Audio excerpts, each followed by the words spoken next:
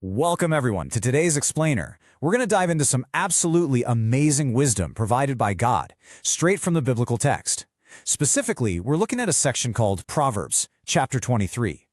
You know, the book of Proverbs is basically this giant treasure chest, filled with incredible advice on how to live a really great life.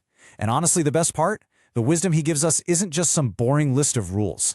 It's actually full of these wild pictures and funny examples that make it so much easier to remember. So let me ask you something. Have you ever seen money literally grow wings and fly away into the clouds? No way, right? That'd be totally crazy. But the biblical text uses really funny, vivid pictures exactly like that one to teach us how he wants us to live. Instead of just telling us what to do, he paints these massive pictures in our minds so the lessons really stick. Today, we're going to look at 3 big warnings from Proverbs 23, and they are packed with amazing imagery, just like that flying money. All right, let's jump into Section 1, the trap of fancy things. Watch out for the ruler's feast.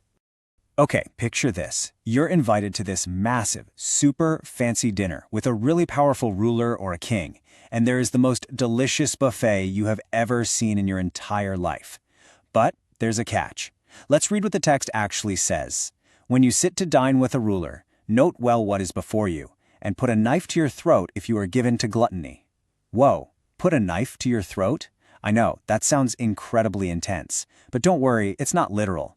It's just a super dramatic way of making a point. It's actually a really important lesson in self-control. Basically, it means stop yourself before you go totally crazy and eat every single thing in sight. Now, there's a kind of tricky word in there, gluttony. What does that actually mean? Well, gluttony basically means wanting way too much of everything, especially food, and simply not knowing when to stop. It's like when you've already had enough, your tummy is full, but you keep stuffing your face anyway just because the food is sitting right there. He warns us against this because he wants us to have self-control, instead of just grabbing and taking everything we see in front of us. The biblical text actually keeps going with this idea, saying, do not crave his delicacies, for that food is deceptive. Delicacies are those super fancy, expensive treats. And deceptive? That means it's a trick. Sometimes those super popular, shiny things, whether it's an amazing feast or maybe even the absolute coolest new toys and gadgets, they're a trick. They tempt us to act greedy and completely forget how he taught us to behave in the first place. So here's the really crucial point we need to remember. Don't let fancy things trick you into acting greedy. Practicing self-control matters for you every single day. Whether you're at a friend's birthday party staring down a giant mountain of cupcakes, or you're walking through a store looking at all the shiny new stuff, it is so important to remember this wisdom. You really don't need everything right this very second. Self-control is a superpower he gives us. Moving right along to Section 2, watch money fly away. Riches don't last forever. So we've talked about food, right? But what does the biblical text say about money? The verse says, do not wear yourself out to get rich. Do not trust your own cleverness. And man, this is a huge reminder. Sometimes people get it into their heads that if they just get enough money or enough cool stuff, they'll finally be perfectly happy. But working yourself into the ground, just stressing out all the time to get more money, is absolutely not what he wants for our lives. He wants us to find joy in much better things, not just exhaust ourselves chasing after dollars. Because wow, look at what happens next. Cast but a glance at riches and they are gone, for they will surely sprout wings and fly off to the sky like an eagle. Swoosh! Just imagine that for a second. You blink, and all that cash you worried so much about suddenly sprouts giant feathery wings and soars right up into the clouds like a massive eagle. It's such a hilarious, totally vivid picture, but it teaches a very serious truth. And you know, this perfectly brings us to the main takeaway for this part. Money disappears, but wisdom from him lasts forever. Think about it. Toys break, video games get old and boring, money gets spent and flies away.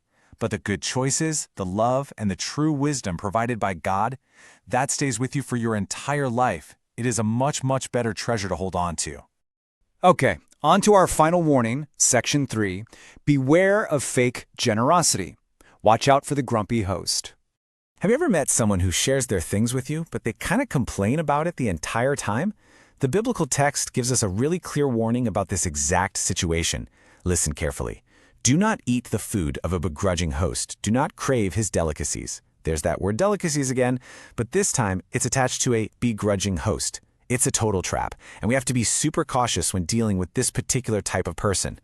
Let's break down that really big word so we know exactly what we're looking at here. Begrudging means doing something nice, like sharing a toy on the playground or offering you a snack. but being secretly mad or just complaining about it on the inside. Think about a fake friend who says, "Oh, fine, I guess you can play with my ball," but they roll their eyes and glare at you the whole time. That is being begrudging. So why on earth do people act like that? Well, the biblical text explains it right here. For he is the kind of person who is always thinking about the cost. This kind of host only cares about what he's losing. He's literally doing the math in his head thinking, "Oh man, that's my best toy," or "That slice of pizza just cost me $2.